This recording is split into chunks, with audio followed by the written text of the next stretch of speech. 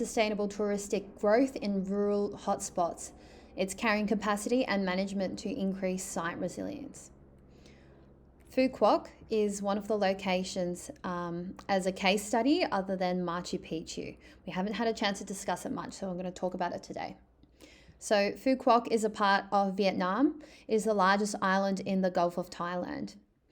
Tourists were initially attracted to its pristine environment, such as the white sandy beaches, the coral reefs, rainforests and wildlife, as well as the physical characteristics such as climate. Average temperatures are 27 degrees Celsius. Now, luxury resorts, golf courses, animal safaris and casinos are additional secondary tourism resources that have continued to boost visitor numbers. So in the first quarter of 2025, there were over 2 million visitors, with 470,000 being foreign tourists. By 2030, they are aiming for 7 million tourists, including 1 million international tourists. So think about the economic implications and what are the incentives for the government to drive these tourism numbers to increase. This map shows the interconnections that Phu Quoc has with its surrounding location.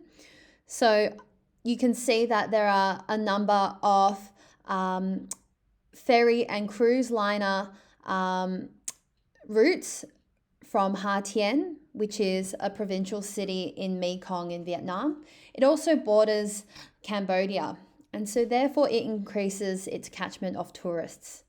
The fast ferry and cruise docking points are marked by these anchors, but there is also the Phu Quoc International Airport, which attracts visitors from Rach Gia and Can Tho, which are cities in Vietnam. On the left side, we can see multiple tourist attractions distributed along the north to south parts of Phu Quoc. They include things like the An Toi fishing village, pearl, pepper farms, night markets, as well as cultural festivals that are temporarily distributed throughout the year. So when we think of carrying capacity, one key type of carrying capacity that comes to mind is the ecological carrying capacity. In your article, it discusses the issue of treatment of wastewater, sewage, which has not kept pace with the tourism growth. So in 2017, there were 300 tonnes of waste per day being discharged into surrounding waters. Currently, there is 150 to 180 tonnes per day. So this is slowly being managed. Rubbish such as straws, litter and plastic continue to contaminate the beaches and forests. And another thing to note is that not all towns have public waste collection systems. Some rely on open burning or burying practices. So there was a survey conducted in 2021 by the International Organization for Conservation of Nature in Vietnam. And they looked at the average solid waste generation, which was about 200 kilograms per day. And the World Wildlife Fund Vietnam for Marine Protected Areas outlined that around 70% of the solid waste from the river was being collected and buried by the Public Works Management Fund, and 26% of the remaining waste lies in hotspots that aren't accessible to river collection teams. And only 4% of the waste, PET bottles, or about 8 kilograms, have been collected and recycled. So what is the carrying capacity of Phu Quoc? Right, we can see that sustainable tourism capacity is considered to be at 1.5 to 2.5 million tourists per year. We can see the trend over time is that it's exceeded this carrying capacity, and in 2019 reached 4.5 million tourists in a year. The government looks to continue pursuing this growth, and therefore we are seeing other problems as well, specifically related to the capacity of people to work in this industry. So there is a shortage of tourism industry workers. Currently, there are 1.3 million directly working in the tourism industry. Only 42% are formally trained. So that's this blue or teal coloured area here. So the rest are not properly trained or come from other sectors.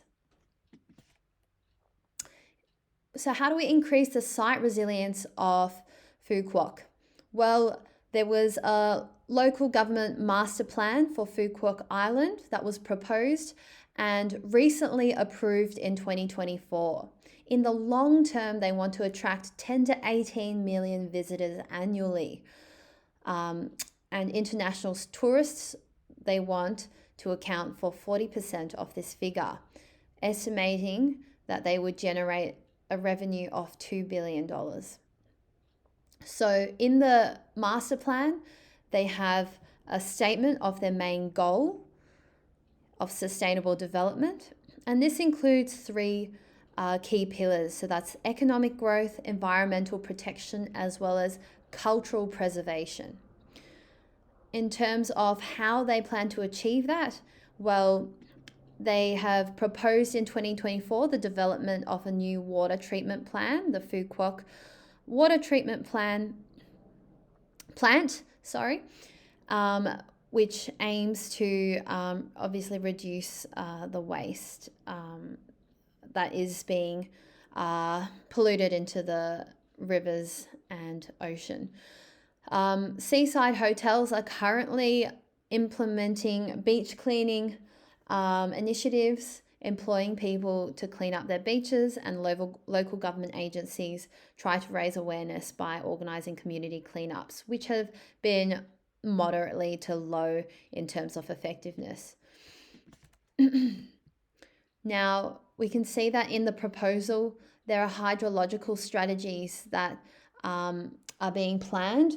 So along with the urban development, there are geographical and physical factors that are taken into consideration, such as the prevailing winds, the water currents, and also the rainwater runoff from the surrounding protected hilltop forests. So the drainage of these waterways need to be managed in order to increase the resilience of these sites. Additionally, stormwater catchment and filtration systems are taken into consideration. So filtered water to be reused for landscape irrigation. Excess water should be guided into the ocean to prevent flooding. Average annual rainfall is around 1,604 millimetres, so they need to factor this into their urban development. And so you can see some of the other factors taken into consideration to protect the ecosystems, such as the ponds, swales, and lakes.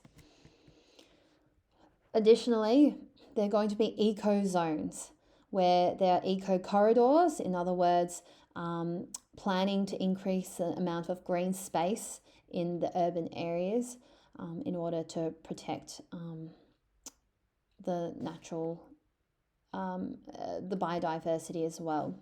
And that is going to be a priority, with more than 50% of Phu Quoc National Park covering the entire island. Protecting the biodiversity is a priority. In terms of how they're addressing the workforce shortage, well, people are migrating from the mainland of Vietnam to search for jobs within hotels and other direct tourism industry sectors. There's also going to be staff accommodation in hotels to attract workers, and more focus on vocational colleges and schools that train people adequately within the tourism industry. So complete the 3 questions on your worksheet, and I'll see you in the next slide.